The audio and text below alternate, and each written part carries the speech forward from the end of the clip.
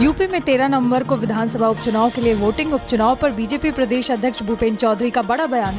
बोले, वोटिंग की तारीख बदलने के लिए चुनाव आयोग को ज्ञापन। 13 नवंबर को कार्तिक पूर्णिमा है, तारीख बदली जाए जिससे अधिक लोग मतदान कर सके। हमने आयोग को तिथि बदलने के लिए ज्ञापन सौंपा है।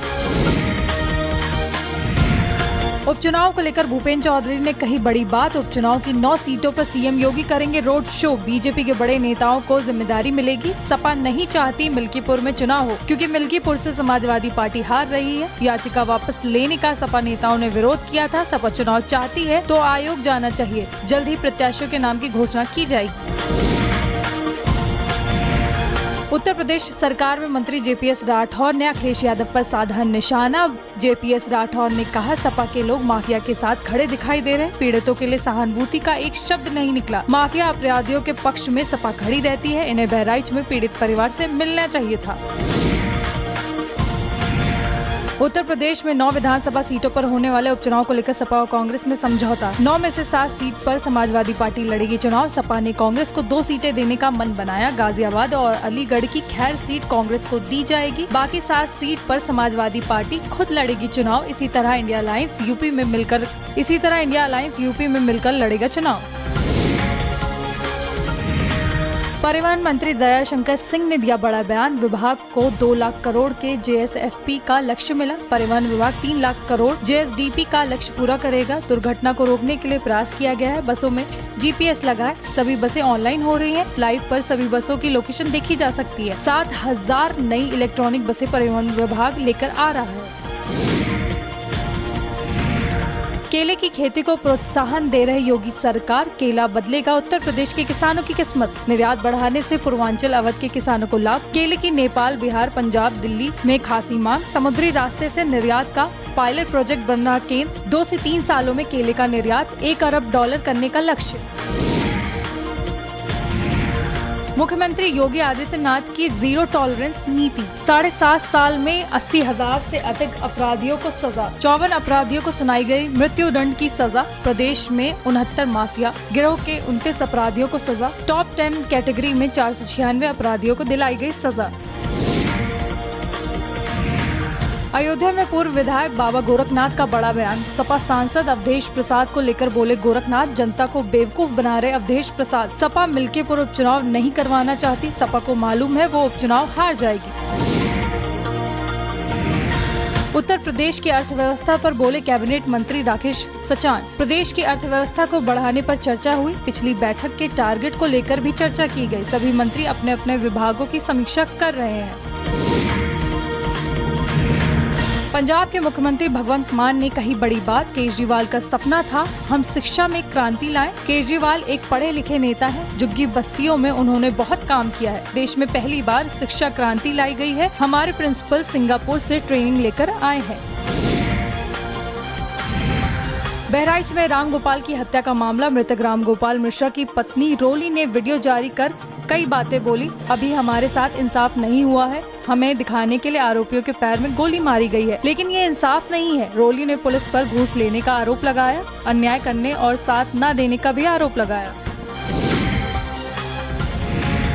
एक्शन मोड में योगी सरकार। त्योहारों में लापरवाह अफसरों पर गिर सकती है गाज। सांप्रदायिक सौहार्द बिगाड़ने वाली घटनाओं पर होगी बड़ी कार्रवाई। डीजीपी ने बहराइच समेत कई जिलों में मांगी थी रिपोर्ट। गोरखपुर, प्रयागराज, वाराणसी जोन के एडीजी को सौंपी गई रिपोर्ट। लापरवाह अफसरों की जांच के बाद ही लिया जाएगा एक्शन।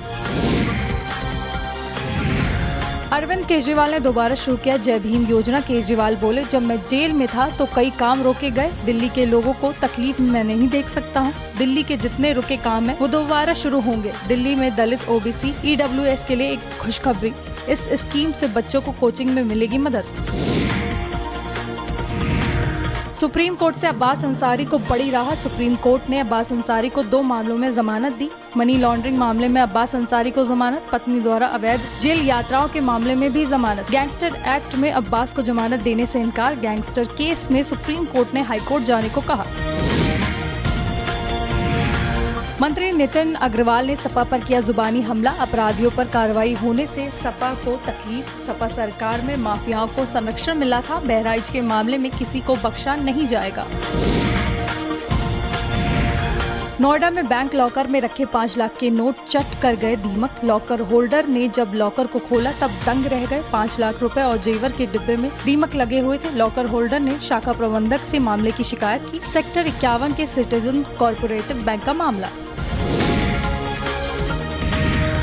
नोएडा इंटरनेशनल एयरपोर्ट पर चली कैलिब्रेशन प्रक्रिया। 4 दिन तक चली कैलिब्रेशन प्रक्रिया को मिली हरी झंडी। एयरपोर्ट पर लगाए गए उपकरण रनवे मानकों के अनुरूप 15 नवंबर से 15 दिसंबर तक रनवे ट्रायल को मिली मंजूरी। अलग अलग एयरलाइंस के खाली विमान रनवे पर उतारे जाएंगे। 30 नवंबर को 3 तरीके के एयरक्राफ्ट विमान उतारे जाएंगे। विमानों में क्रू मेंबर और यात्रियों को लेकर भी लैंडिंग कराई जाएगी।